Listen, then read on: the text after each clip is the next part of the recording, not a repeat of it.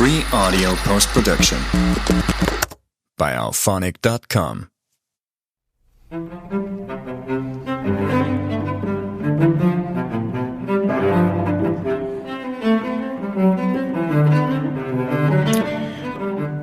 This is Steve Caselli. I'm the Executive Director at the International Cardio-oncology Society, and we are here at the Oncology Nursing Society meeting in Denver, Colorado on April 10th. And it's a pleasure to be speaking this morning with Kerry Skurka. Kerry is, she's been on our podcast before. She's the co-chair and really the founder of our nurses working group at ICOS. She has experience in both cardiology and oncology nursing. She's a cancer survivor, sadly a cancer widow, but really has been a real utility knife in our community in terms of her experience and offerings and education and everything she does for the community. We are glad to be joined today by Yvonne Callahan, who is an assistant clinical nursing instructor at Missouri State University and an oncology nursing specialist. And so welcome, Yvonne. Hello. Good to have you today. Hi. Well, we wanted to start by just having you tell us a little bit about your background, your story, and how you got involved in nursing, but then, how you developed your special interest in cardio-oncology. Well, I'm one of those midlife change of career nurses. So I've only been a nurse about 13 years, and I started off in med surg, and I went to the ICU and kind of realized those areas just weren't a good fit for me. And I settled in a specialty infusion area, which did immune therapies for a lot of different specialties, rheumatology, GI, neuro, and oncology as well. But with the oncology, it was mostly managing side effects. And so I really kind of honed in on that. So even when I attended my first Oncology Nurses Society dinner, obviously it was about Keytruda. The information just went over my head. I had no idea all of these initials they were talking about, but they got to the end and said, now the side effects. And I thought, oh, side effects, I can understand that. I can do that. And that's kind of where my focus kind of became, is helping patients manage side effects. And then when did you sort of focus in on the cardiovascular side effects of these medications? Well, it was because of Kerry's. So she was. What a coincidence. How about that? We've heard this before in our community. It's because of Kerry. She was a travel nurse in our area. We were just short-staffed and got desperate for help. And she came to the rescue and was asking me about cardio-oncology and what I knew about it. And I suppose, like a lot of us, maybe not wanting to admit that we don't know what we're talking about, try to make a story up about, it was a true story, but trying to relate to possibly what cardio-oncology was. So my roots in cardio-oncology were basically because I had a very big misunderstanding about what it was. And realizing, oh, well, I am aware of the side effects, but I didn't quite grasp the full impact of those cardiac side effects and that management of those patients that I was caring for. That's great. Yeah, it was such a delight, because when she asked me what I did and I told her cardio-oncology, she kind of looked at me like, okay. And I had already told her I was a cardiac nurse for many, many years, and then became an oncology nurse because of my own cancer and then my husband's cancer. And this was a new subspecialty. And as I started to talk to her, she just started asking more and more and more questions. And what I found so interesting in Yvonne was, here she was working clinical, but she was also the instructor for new nursing students at their state university. So why don't you share a little bit about that, Yvonne?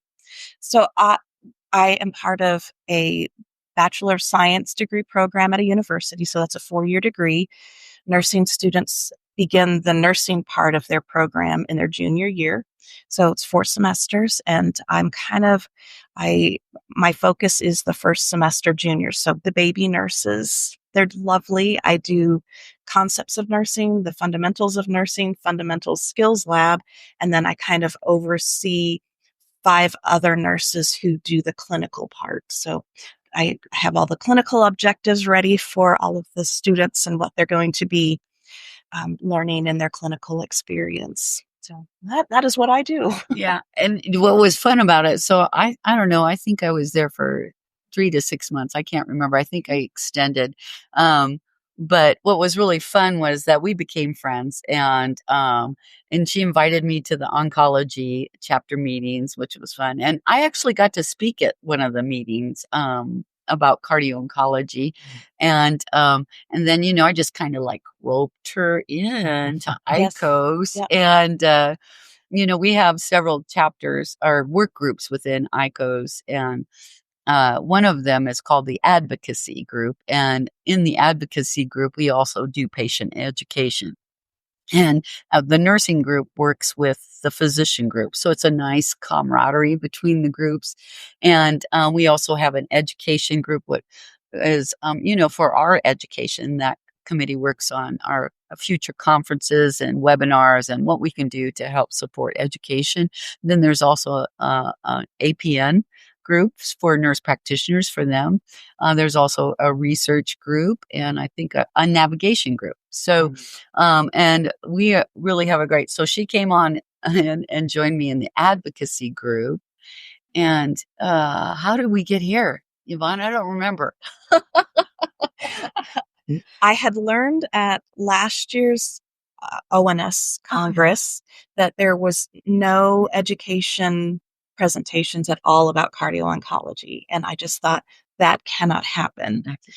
So I called the office and I said, how do I get my name in for a possible speaking for next year? And they said, well, as soon as the conference is over, we'll send out this flyer. So I just waited until they sent out the flyer and I said, put a whole big paragraph about this can't happen anymore. You have to have cardio-oncology. And I would be willing to speak about it, but I want Kerry Skurka to be there too. I won't do it by myself, but Kerry must be there. And it just, the summer evolved and here we are. And here we are. And I'm like, the thing for me is this has been my personal goal to speak at this conference because after working, I became an oncology nurse because I wanted to give back. Mm-hmm. Those nurses are amazing. And, cardiac nurses are too. But it just is the whole idea. When somebody tells you have cancer, they just gave you a death sentence. Mm. And so, to have those nurses be by your side and individualize and know your family, know all the obstacles. And so when I really realized that this field and that cardio-oncology is important because there is not one therapy in cancer treatment that does not have a potential cardiac side effect. And through cardio-oncology, we can make it better. We can make those cancer patients that survive not end up dying from cardiac disease down the road. And so that we're here, they gave us a big forum is like, whoa. So I'm going to be doing the happy dance. I think you already are. We can hear it in you. We're running on nervous energy right now. I'm sure you are. Well, so that's a great transition. Then tell us a little bit about, you have this session this afternoon. I think the topic was cardio-oncology. It's not what you think, which is a great title. So Yvonne, why that title? What do people think when they hear cardio-oncology? Because, what I thought it was obviously cancers of your heart. So I had one of my favorite nurse practitioners. He was just telling me about a patient that kept stroking out. He's like, I think they've got a tumor in their heart. And sure enough, he ran all the tests and had a tumor that had a little arm. And with every heartbeat, it was flicking blood clots throughout his system. And that's what I was proudly telling Kerry about. See, I know all about cardio-oncology. And she said, no, that's not really. And I just laughed and I thought, that is not what I thought it was. And so that's how I came up with the title, is based on my reaction to her saying, nope, that's not really what it is. And I said, well, that is not what I thought it was. It's so common. I was at lunch with a friend yesterday and I mentioned it and he said, I didn't know cancers of the heart were common. Yep. And that's exactly where they go with it. Yeah.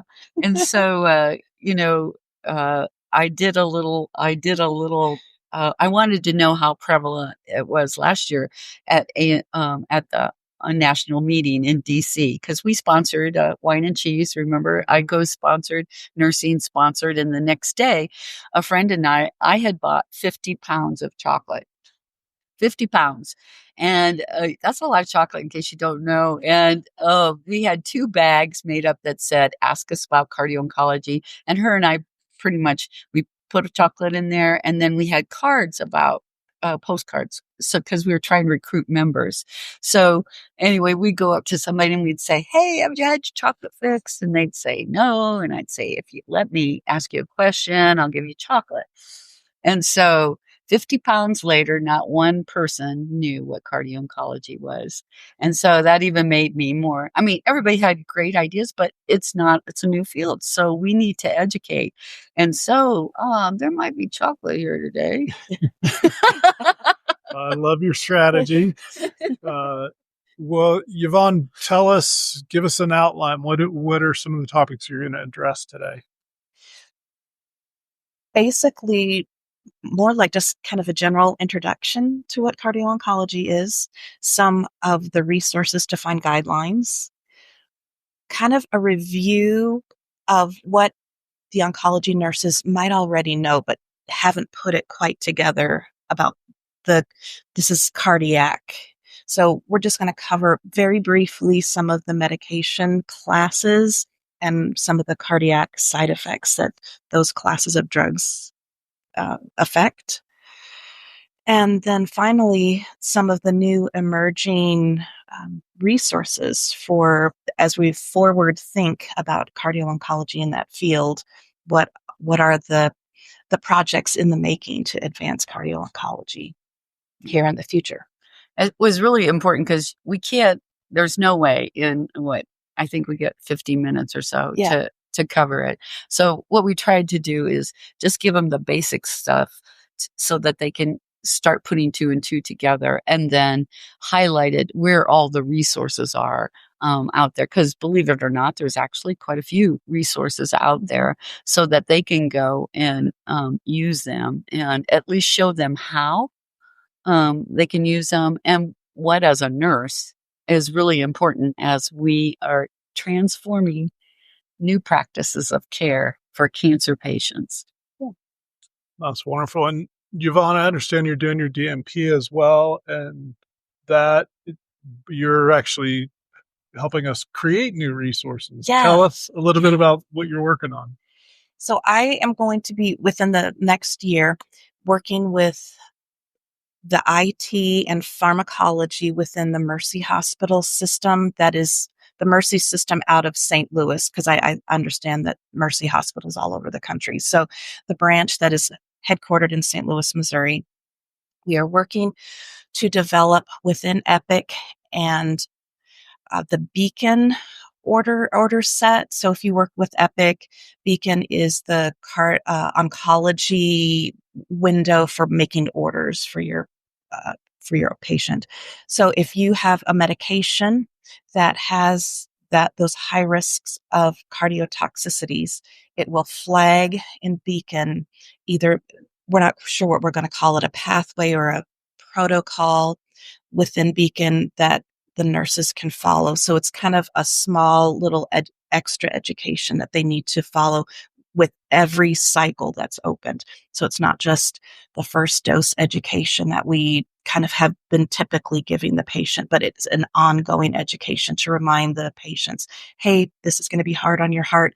You need to heart health. And so we'll have a whole list of things to kind of cover. But within that, I'm going to be able to take some of the needs of the oncologist. For example, one of the oncologists said, these patients need follow-up echoes. Who's doing that?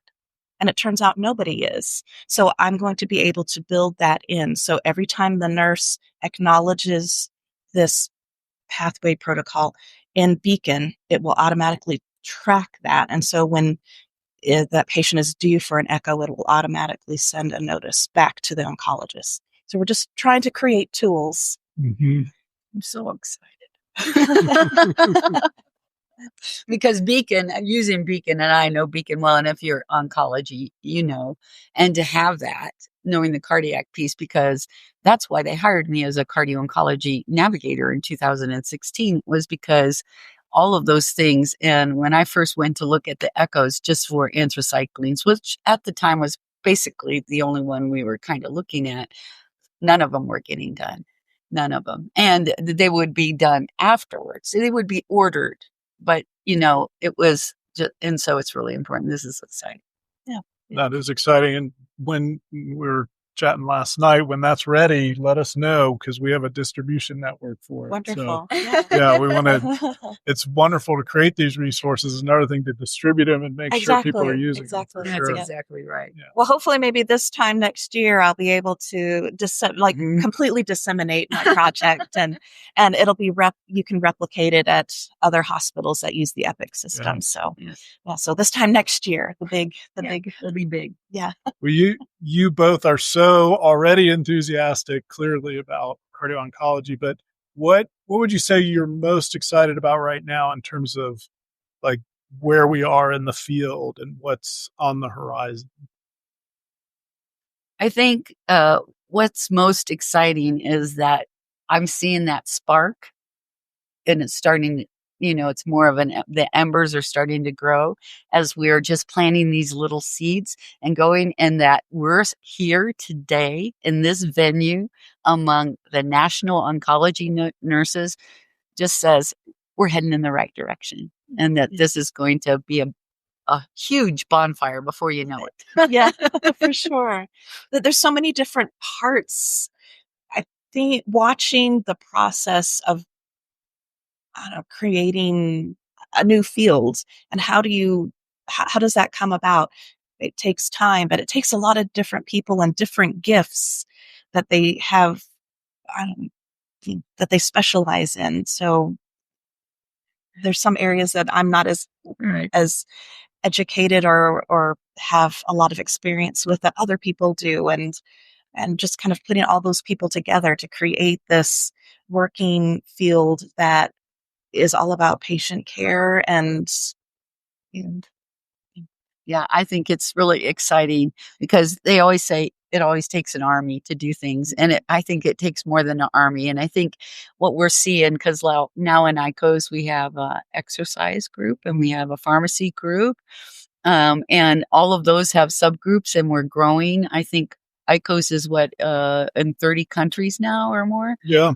And there's something like 1,100 to 1,200, I don't know, something like that members. And we're at almost 1,500 now. Woohoo. Anyway, we're growing. We're growing. And I think as I've been to several different conferences, and as you reach out, then people get excited, and it is, like you say, it takes everybody and patience. It takes patience to embrace it. And I think that's one of the things that's really exciting, because I'm starting to see that proactive piece, which comes with cardiac risk. And if we could educate people to, how to take care of themselves, what a difference it will make. Yeah. And then maybe just in closing, what do you see as some of the, really from a nursing standpoint, as you all look at the horizon, what are some of the key challenges that you think need to be addressed? Buy-in. So you have to convince the right people that this is important to support what you're doing. I think it's coming around, especially with the oncologist, the cardiologist, but as it trickles down with the nurses, we have to be very diligent and persistent in our message that this is important. Our practices have to change. What we've been doing before isn't going to work. We have to be changing with that. So driving that change. I think that word buy-in is really important. You have to have people bring it in. And one of the things starting in cardio-oncology, the oncologists and the nurses, they always thought we were going to stop treatment. And the goal is not to stop treatment. The goal is work collaboratively with them to make sure that we can deliver safe care. And if we can work as a team from the beginning and move with them, it's amazing how we can get to the end. And I think more and more people are seeing that collaboration between them. But it's just important. You know, we used to say, I could remember Dr. Rao and I would say, we'd sit with the oncologists and say, we don't want to stop your treatments. We know these clinical trials that you guys go through, this is the most important way. We want to help that. But we know there's other things that can happen, and we want to help you. I think that's so important. I was speaking with one of our international chapter leaders just a couple of weeks ago, and he was saying they are getting a lot of pushback from the oncology community for these very reasons. Yes. They think, there's going to be a pushback on their treatment or their plans, and it's quite the opposite. So education. That's what we need to do. Yeah. Great. Well, thank you both so much for your wild enthusiasm. Well, it's a pleasure to be here. It is a pleasure. Very excited for you in your talk today. I know it's going to be super helpful and very well received. Thank you so much. For more information about ICOS, you can go to ic-os.org, where you'll find more information about all of our programs, including our weekly webinars, our board certification exam, and other resources that we know you'll find helpful. Thanks for joining us today, and we hope to hear from you soon.